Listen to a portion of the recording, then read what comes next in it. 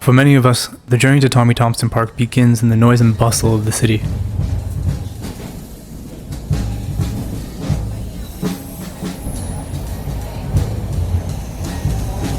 As we make our way down east to the harbor, the density of glass and steel gives way to more expansive brick and concrete. Large trucks feel more at home here, outside of the claustrophobia of narrow streets. But there's a line that they do not cross. Like cows to electric wire, the trucks turn away while cyclists and pedestrians carry on. Flimsy though it is, this threshold keeps industry itself at bay, allowing little more than a simple promenade through a land that is otherwise claimed by nature. Naturally, as you progress into Tommy Thompson Park, the sounds of construction and manufacturing steadily fall away.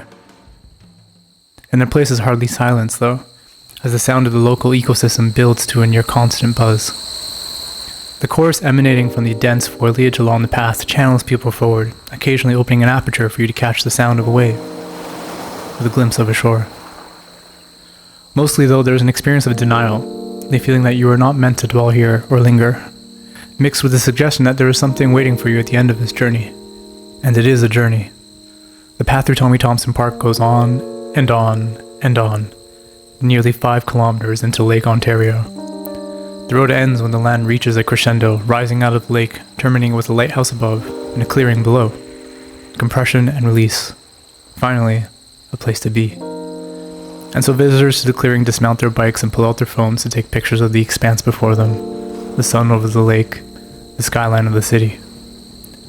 As you cross the clearing towards the water, you feel the strength of the wind coming off of the lake.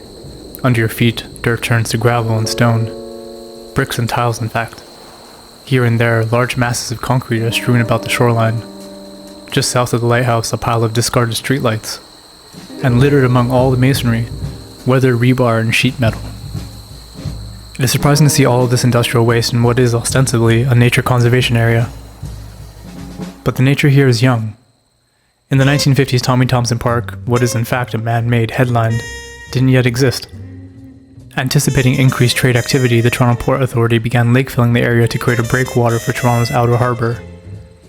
Although the increased trade never came, the lake filling continues to this day, providing an effective place to relocate all of the soil, sand, and dredging from Toronto's many construction projects.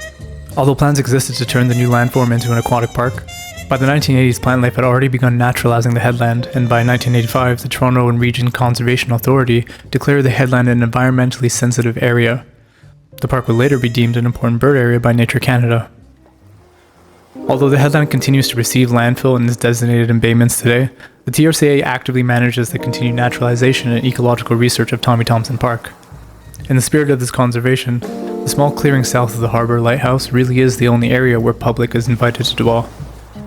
That comes with the challenge of navigating visitor traffic, consistent winds, volatile climate, a terrain of industrial waste, a commitment to putting wildlife first, and all while being 5 kilometers deep into a conservation area, and yet only 100 meters away from a jet ski bumping house music.